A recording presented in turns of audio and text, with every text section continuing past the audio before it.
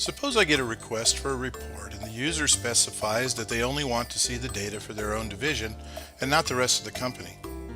Notice that I can change the year and the report will update for me. But I've also added an additional parameter for division. When I select a specific value in the division parameter, the report updates to show only the numbers for that division.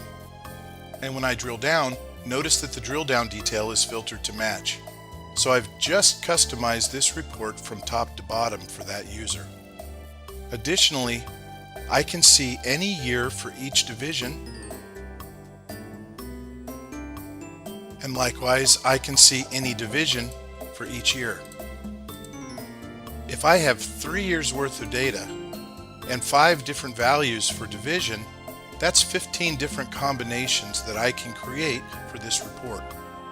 In the past, what I would have to do is create a separate report for each combination. Then I would have to manage each version of that report, and when I wanted to send them out, I would have to update each one before I could do that. With BizInsight, all I have to do is create the report once and add the filters that I want to apply to it. And whenever I want a specific version of this report, I simply select the combination of filters and the report will automatically refresh with matching data.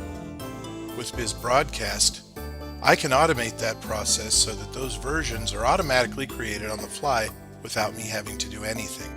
I just tell BizBroadcast which report I want to send and what filters to use, and it will do the rest. The last thing that I want to make note of is that while I have values for each of my individual divisions, I also have a value that says all. I can do individualized versions of this report, or I can do a consolidated version of the report. And I can do that for any entities that I have in my database, whether it's multi-company, multi-department, division, cost centers, whatever. I'm able to create an individual version of the report or a consolidated